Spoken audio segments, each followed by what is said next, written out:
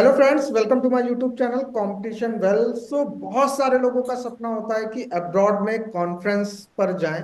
तो वो कैसे जाएं और कॉन्फ्रेंसेस के बेनिफिट्स क्या क्या होते हैं अब्रॉड कॉन्फ्रेंसेस के। तो उसके लिए आज हमारे चैनल पर हैं आकांक्षा मैम, जिन्होंने अब्रॉड की कॉन्फ्रेंसेस अटेंड कर रखी हैं और इंडिया की में भी आईआईटी रुड़की, आइजर, यहाँ पर भी कॉन्फ्रेंसेस अटेंड कर रखी हैं। So welcome ma'am. Thank you विवेक।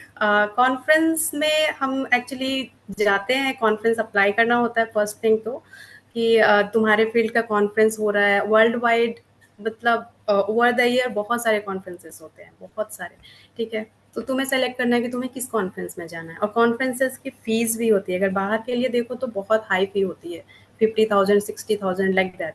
ठीक है, इंडियन रुपीज में बोल रही, in dollar it is less. ठीक है, बट फर्स्ट थिंग कि अप्लाई करना है। और कॉन्फ्रेंस में होता क्या है मैं वो बताऊंगी पहले। कॉन्फ्रेंस में होता ये है कि तुम अपने काम को रिप्रेजेंट करते हो जाके, और अदर्स क्या काम कर रहे हैं, किस फील्ड में किस तरह का काम चल रहा है, तुम वो देखते हो। और दूसरी चीज़ कि वहाँ पे ओवर द वर्ल्ड बहुत सारे पब्लिक आती है, बहुत सारे लोग नॉलेजेबल पर्सन आते हैं, तुम उनसे टॉक कर सकते हो, तुम उनसे डाउट्स पूछ सकते हो, तुम उनसे इंटरेक्ट कर सकते हो। तो तुम्हारा एक तरह से नेटवर्क भी बनता है, तुमको नए फील्ड की जानकारी भी मिलती है। ठीक है, और नए लोगों से बातचीत करने से ऑब्वियसली कम्युनिकेशन स्किल्स भी बढ़ते हैं, तो ये कॉन्फ्रेंस का एक बेनिफिट है। ठीक है, अप्लाई करने के बाद जैसे अब तुमने अप्लाई कर दिया, लाइक तुमने बाहर कहीं भी ऑस्ट्रेलिया ऑस्ट्रेलिया ही अप्लाई कर दिया। ठीक है, ऑस्ट्रेलिया में कोई कॉन्फ्रेंस जाना है तो फर्स्ट थिंग कि अगर साइंस में जाना है तो बहुत सारे फंडिंग एजेंसीज हैं इंडिया में भी, जो फंड देती है, ट्रैवल ग्रांट देती है, तुम्हें कॉन्फ्रेंस की फीस देती है। ठीक है, तो लाइक SCRB है, CSIR है, ये सारे गवर्नमेंट के जो फंडिंग एजेंसी है वो तुम्हें पैसे प्रोवाइड करती है जाने के आने के, और कॉन्फ्रेंस पे जितनी भी फी लग रही है वो सारे कवर हो जाते हैं उसमें। बाकी तुम्हें अपने हैंड से भी थोड़ा बहुत तो जाएगा वहाँ स्टे का। और ये जैसे कॉन्फ्रेंस फी अगर ज़्यादा लगता है तो तुम कॉन्फ्रेंस वाले जो कोऑर्डिनेटर्स हैं और जो वहाँ पे जो अरेंज कर रहे हैं उनसे तुम कांटेक्ट कर सकते हो, उनसे बोल सकते हो कि you don't have that much fund, so they can negotiate on that. So वो नेगोशिएशन भी करते हैं। ठीक है, और नेगोशिएशन में मेनली वो लोग ये करते हैं कि तुम्हें स्टे का और खाने का ये प्रोवाइड कर देंगे फ्री में उनके साइड से। ठीक है, कॉन्फ्रेंस फी तो उतनी ही रहेगी बट रहने का खाने का दे देते हैं। जैसे तो कि ये आपने स्टार्टिंग में बताया कि कॉन्फ्रेंसेस हो रही है, ये कैसे स्टूडेंट को पता चले। और आपने कौन सीएसआर फंडिंग, तो ये भी स्टूडेंट कैसे ढूंढे और उनसे फंड ले पाए। ओके, तो पहला तो ये कि कॉन्फ्रेंस को ढूंढना है। जैसे अब तुम्हें जाना है कॉन्फ्रेंस में, तुम्हें लेट्स से कि आर्ट्स में जाना है। ठीक है, तो तुम अपने आर्ट्स के फील्ड का कॉन्फ्रेंस सर्च करो गूगल पे, तुम्हें बहुत सारे कॉन्फ्रेंसेस मिलेंगे। तुम उसको कैरेक्टराइज करो कि टॉप 10 क्या है उसका। ठीक है, और ये ईयरली कितनी बार होता है और कहाँ कहाँ होता है, अब्रॉड में होता है, इंडिया में भी इंटरनेशनल कॉन्फ्रेंस होते हैं जो बाहर से पब्लिक आती है।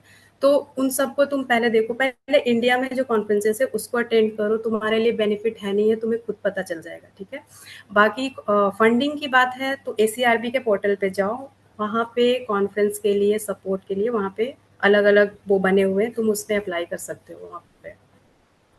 हाँ, जैसे कि कॉन्फ्रेंस, जो कॉन्फ्रेंस हो रही होती है, तो उस हम्म, कॉन्फ्रेंस की अलग फंडिंग उस पोर्टल पे होती है, या आपको बताना पड़ता है कि इस कॉन्फ्रेंस में मुझे जाना है तो मुझे फंडिंग आप दीजिए। नहीं ऐसा नहीं होता है। जैसे अभी लेट्स से कि मुझे कॉन्फ्रेंस में जाना है, अमेरिकन केमिकल सोसाइटी कोई कॉन्फ्रेंस अरेंज कर रहा है जो बाहर है, लेट्स से कि सिंगापुर में है। ठीक है, तो अब मुझे सिंगापुर के लिए अप्लाई करना है, तो SCRB पे या CSIR पे हम जाएंगे, वहाँ पे हम पोर्टल पे अप्लाई करेंगे। अप्लाई करने के टाइम पे तुम्हें पूरा कवर लेटर देना होगा, कॉन्फ्रेंस का एक्सेप्टेंस लेटर देना होगा कि तुम्हारा एक्सेप्ट हो चुका है वहाँ पे। और कवर लेटर में तुम्हें ये लिखना होगा तुम्हारे लिए कॉन्फ्रेंस कितना इंपॉर्टेंट है, और ये क्या बेनिफिट्स देगा तुम्हारे करियर को लेके, या फिर नेशनल लेवल पे तुम रिप्रेजेंट कर रहे हो एक तरह से, तो ये किस तरह से बेनिफिट देगा एज ए इंडिया इंडिया के लिए या रिसर्च के लिए। ठीक है, इंडियन रिसर्च के लिए। तो इस तरह से तुम्हें कवर लेटर में पूरा लिखना पड़ेगा। तो वो लोग सारा देखते हैं, एनालाइज करके देन वो लिस्ट निकालते हैं कि किनको किनको देना है। तो ये जरूरी नहीं है कि तुम्हें मिल जाए, बट अप्लाई लोग करते हैं और मिलता भी है।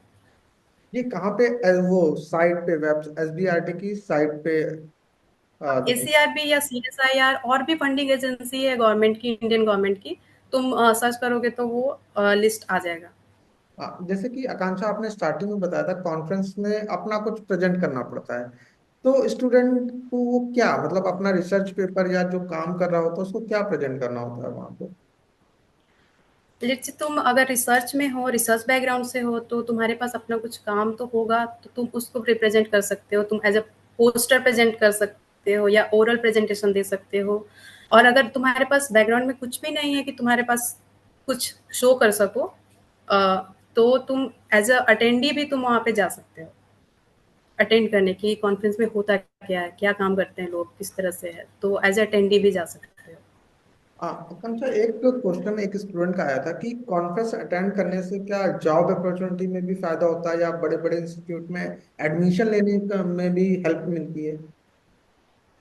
हाँ, कॉन्फ्रेंस अगर तुम अटेंड करते हो तो तुम्हारा सीवी में वो ऐड होगा, तो ऑब्वियसली तुम्हारा जॉब अपॉर्च्युनिटी में वो कंसीडर होता है। और इवन इन पीएचडी बहुत सारे जैसे होते हैं कि क्राइटेरिया होता है कि तुम्हें इतना पेपर्स चाहिए या फिर इतने ए1 जर्नल के पेपर्स चाहिए या फिर कॉन्फ्रेंसेस चाहिए, तो तुम्हें पीएचडी मिल जाएगी। तो कॉन्फ्रेंस में पब्लिक पेपर भी पब्लिश किया जाता है। जैसे तुम पेपर पब्लिश करते हो, तो कॉन्फ्रेंस में भी पेपर पब्लिश होता है, रिसर्च पेपर। तो ये बहुत बेनिफिट देता है, तुम्हारे आप सीवी को स्ट्रांग भी बनाता है और तुम्हें एक एक्सपोजर मिलता है पब्लिक के बीच में बोलने का, उनके थॉट्स और उनके नॉलेज को सुनने का। तो ये है। Thank you so much Akanksha ma'am. अगर आप अपनी तरफ से कुछ और पॉइंट्स हमारे व्यूवर को शेयर करना चाहती हैं तो प्लीज जरूर शेयर करें। मैं बोलूँगी कि सबको ही कॉन्फ्रेंस अटेंड करना चाहिए। ठीक है, एज ए अटेंडी भी जाओ, देखो कॉन्फ्रेंस में क्या होता है, पब्लिक या फिर स्टूडेंट्स किस तरह से काम करते हैं। और वहाँ पे बहुत बड़े बड़े इंस्टीट्यूट से फैकल्टीज आते हैं, इवन चाइना, जापान, यूएस, हर जगह से आते हैं। जो इंटरनेशनल कॉन्फ्रेंस होते हैं ना, तो उसमें हर जगह से आते हैं। तो स्टूडेंट जो जाना चाहते हैं, जो इंटरेस्टेड हैं कि आगे चल के उनको रिसर्च करना है या फिर साइंस में या फिर आर्ट्स में आगे चल के कुछ उनका अपना खुद का रिसर्च देना है, ठीक है, इंडिया को, तो वो जाके वहाँ देख सकते हैं। और उनको बहुत सारे वहाँ पे ऑप्शंस भी मिलते हैं आगे रिसर्च करने के, इसमें उनको आइडियाज मिलते हैं नए। आकांक्षा इसमें एक क्वेश्चन मेरे दिमाग में और आया कि वहाँ क्या एकेडमिक्स ही लोग आते हैं कि उस कॉन्फ्रेंस में अटेंड करने कुछ बिजनेस ऑनर भी आते हैं जो जॉब बाद में प्रोवाइड कर सके? जॉब का तो मुझे आइडिया नहीं है, पर सिर्फ एकेडमिया नहीं होता, वहाँ पे जो स्पॉन्सर करते हैं, जो कंपनीज आती है, उनका कंपनीज के मतलब वो लोग आते हैं, तो उनसे भी कनेक्शन बनता है।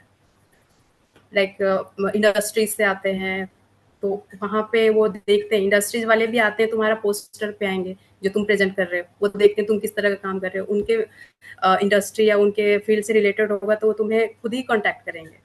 तो ये भी होता है, वहाँ पे जॉब अपॉर्चुनिटी होती है, वो बाई लक होगा, लेकिन तुम्हें जाना चाहिए। तो thank you so much Akanksha ma'am, आपने इतनी अच्छी जानकारी कॉन्फ्रेंसेस के बारे में दी। So thank you so much. Thank you.